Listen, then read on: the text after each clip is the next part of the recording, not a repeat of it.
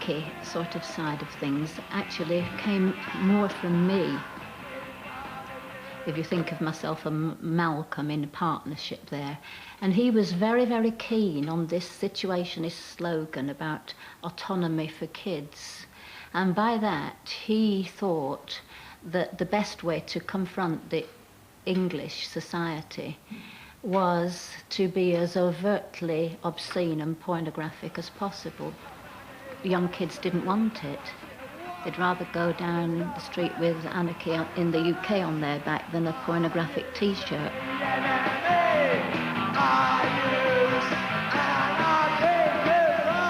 There was no Anarchy in the UK at the time, you know. We just hoped there was going to be, hence the song, you know. I don't think we was naive to believe we were going to change the world through music, but we definitely wanted to give people a different outlook and a different attitude towards whatever life and music and stuff. We just wanted to shake things up a bit, really.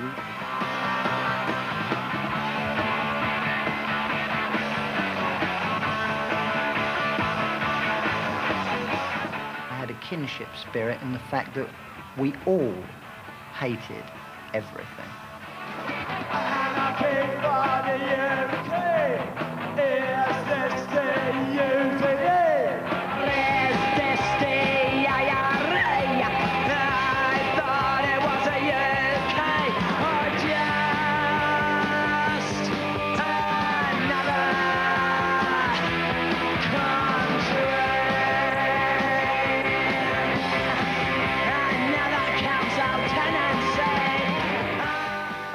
I do remember when they came down to Stiff Records, hot off the presses, with Anarchy in the UK, and we sat around, we all listened to it with bated breath. What are our rivals up to? What sort of thing have they come up with? Because they were rough and ready on stage, and nobody knew what they were going to sound like, you know?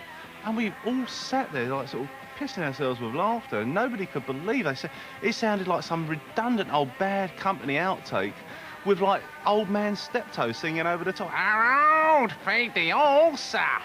You know, it's like, I couldn't believe Anarchy in the UK. But of course it was absolutely massive, you know? I just thought punk should, whatever it was, it should have been, like, sort of pretty up-tempo. And, like, the Pistols were, great guys and everything, and, God, lummy.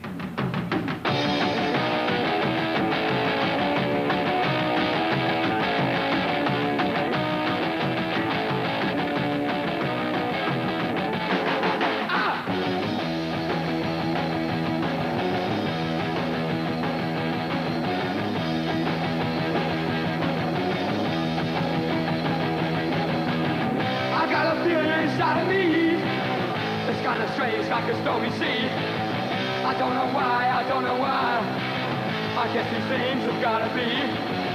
I've got a new rose, I've got a good. Crikey. New Rose was just one of a bunch of songs that we recorded for the first album, of which I know nothing about them. I know nothing about the lyrics or anything.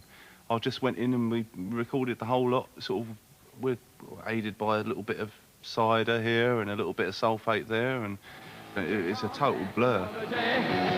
I've got a new rose, I've got a good. Yes, I knew that I always would. I can't stop to mess around. I got a brand new rose in town. Well, for me, yes, it was the most important part of the whole thing was the fact that the whole process of making records was demystified, and you know, lads up in Manchester or Liverpool or Newcastle or Glasgow or wherever realised that they didn't have to come down to London and make themselves, you know, available to some kind of grisly entrepreneur who's going to make them rich and famous overnight. They can actually make records back home, you know. If the bass player sold his bike and they robbed one or two phone boxes, they could get enough money together to make their own single. You mind? Yeah, well, we're police officers, that's why we're asking, because the kids have just been trying to screw the phone box.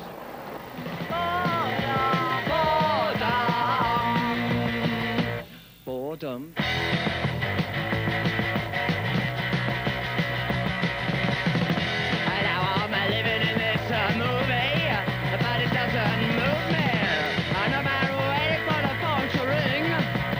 ring, ring, ring.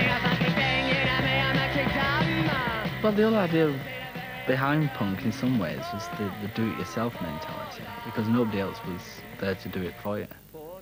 And so we borrowed some money in order to get projects off the ground. And for £500 we got 1,000 records, which we managed to dump into unsuspecting distributors. And once we got the money for that, that allowed us to do another 1,000.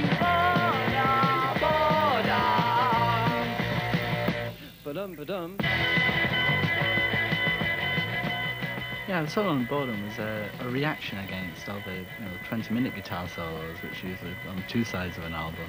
I mean, I think it was just done as a joke, as most things were in those days.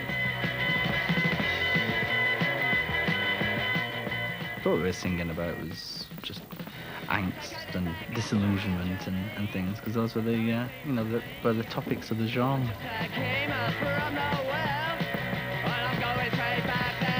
We always sought the humour in the situation as well as the anger, because it's a very sad world if you can't laugh at misfortunes as they happen. Pretty girls, pretty boys, have you ever heard a mama say, noise for noise? Pretty girls, pretty boys, have you ever heard a mama say, noise for noise? You know, last time I took them in, you couldn't sit down in them. I know, but they went all right after that. Once I sat down in them a couple of times. I'll put this zip back in for you, and then I'll have to, if you're in a hurry to go out tonight in them, I'll have to put that other piece on. No, I'm not wearing them tonight, that's why I give them you. Pretty boys, have you ever heard a mama shout? You don't think you look ridiculous? No, and my friends don't think I look ridiculous. And they're the ones that matter.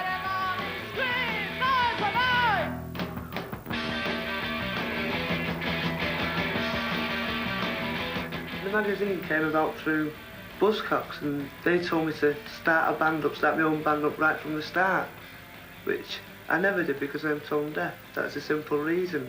But I wanted to be part of it, so I started a fanzine off.